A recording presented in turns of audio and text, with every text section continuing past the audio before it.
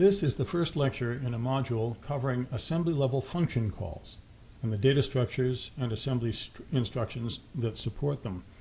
It's also the first lecture in which we'll look at assembly that's written by a compiler, not written directly by a human.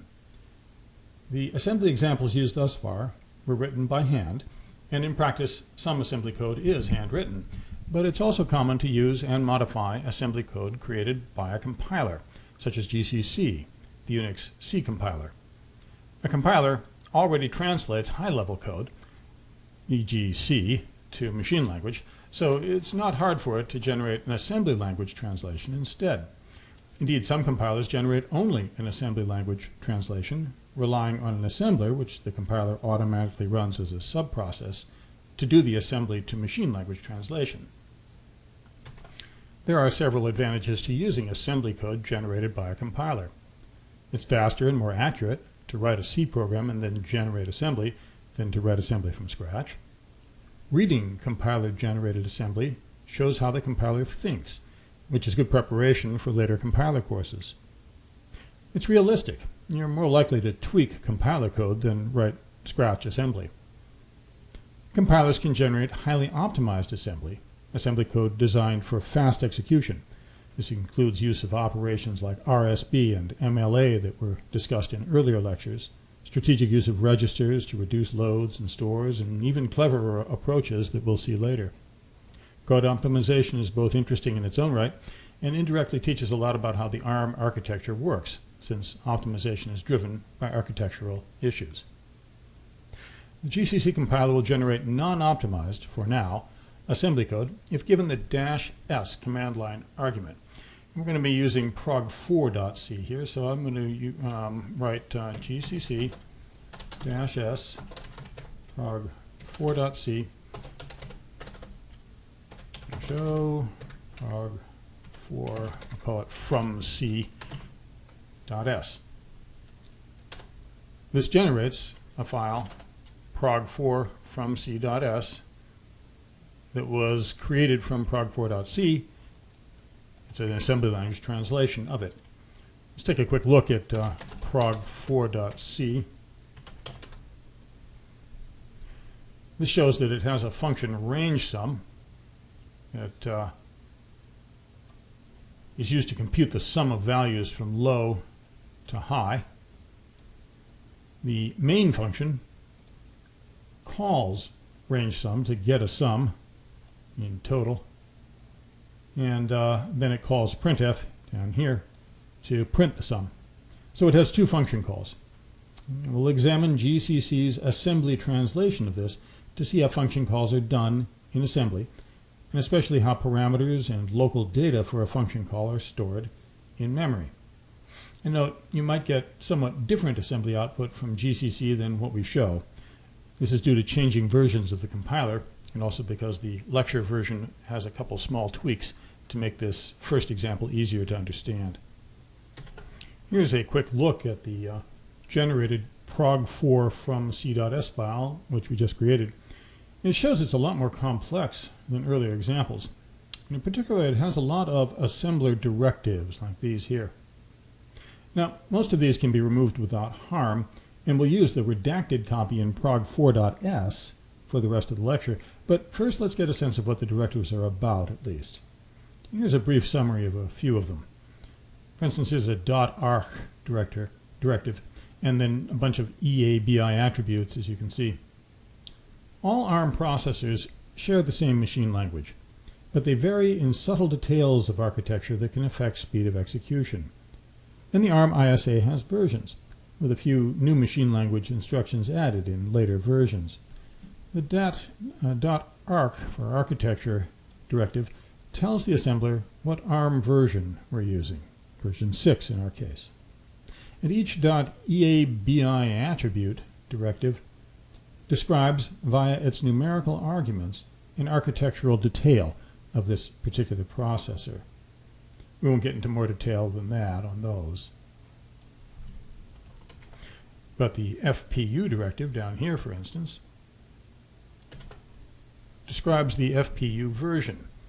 We'll talk about floating point unit, or FPU, when we deal with floating point operations.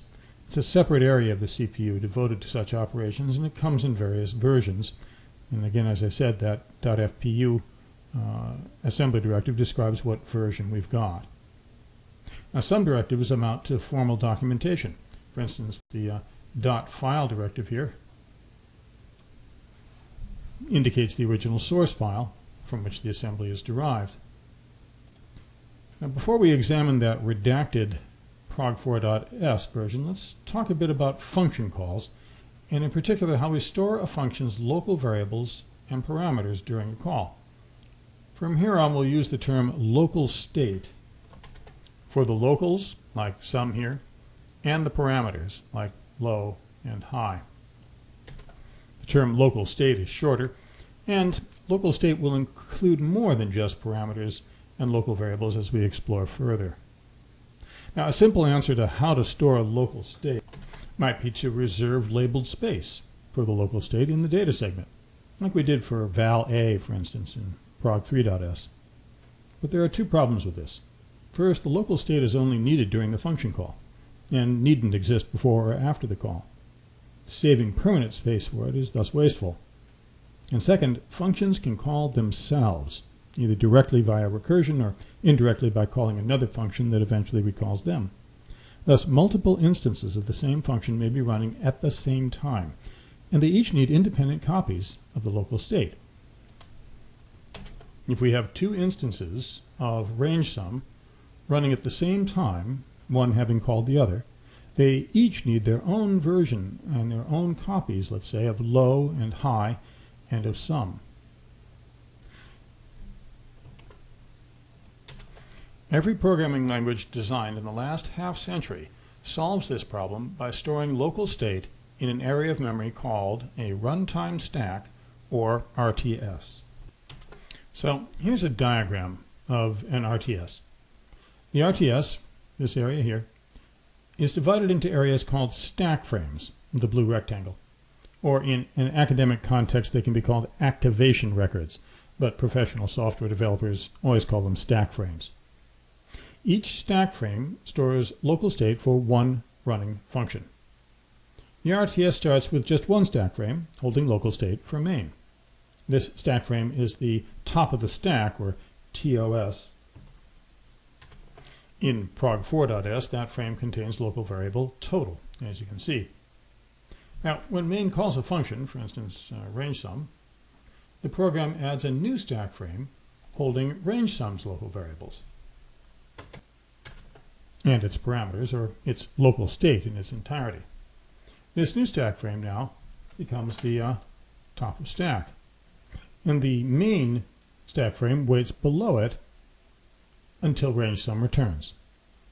During the call of range sum, the code for range sum makes use of the contents of range sum's stack frame. When the program returns from range sum, then the stack frame for range sum is removed, and that returns the RTS to the state before the call of range sum with main's stack frame as T. Thus, now let's think about this a little further and an in-lecture question. Returning to the situation where range sum was running, imagine that range sum called another function. We'll insert a little call in the code here for it. If it calls, say, function f2, where do you think f2's stack frame would go? And what stack frame would be beneath it on the RTS? The answer is that the f2 stack frame would go on top of the frame for range sum, and the RTS would be 3 frames high, with f's frame, or f2's frame, being the top of stack during the call of f2, like this. And of course, if f2 has a local variable f, say, that goes in f2's stack frame. Once we return from f2, we go back to where we were with range sum, and range sum's frame would once again be top of stack. A stack is a natural arrangement for storing local state, given the order of function calls, in which one function calls another, which calls another, and so on. and in which each function waits till the ones it has called return. So in summary, during the run of a program, the RTS holds stack frames for all running function calls, possibly dozens of calls deep if the function has deep sequences of function calls. The RTS increases by a stack frame as each new call starts, and the RTS reduces by a stack frame as each call returns. The currently running function's stack frame is at top of stack. The other function's stack frames are below it, waiting to resume work once they are returned to. Given this model, it's a useful exercise to think about whether local variables retain their values between function calls. So, question 2. Say we have a function f2 with a local variable f. Would f2 be at the same location in memory each time, would f be at the same location in memory each time f2 is called? Is that guaranteed or just possible? Why or why not?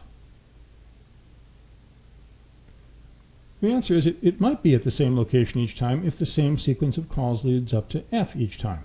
If we, for instance, called f once from range sum and then returned, and then we called it again from range sum, then f would be at the same place each time. But this is not guaranteed. If a different sequence of function calls leads up to f2 each time, then f2's stack frame and the variable f inside it will fall at a different memory location each time. Question 3. From what you've learned in prior programming classes, does a local variable retain its value between one call and the next? If a local variable x has the value 42 after one call of a function, will x still contain 42 the next time that function is called? Again, why or why not? And the answer is this is really the same thing as we just discussed. It's the same answer as the prior question. If the local variable x happens to fall at the same location in memory on a second call, then the 42 might still be there. But if other function calls had used that area of memory in the interim, then the 42 would be long gone. And if x is not at the same location in successive calls of the function, then of course it'll have a different initial value each time. This is why you can't count on local variables retaining their values. In the next segment, we'll look more closely at how TOS is tracked in an assembly program, and we'll show a good bit more detail on what stack frames look like.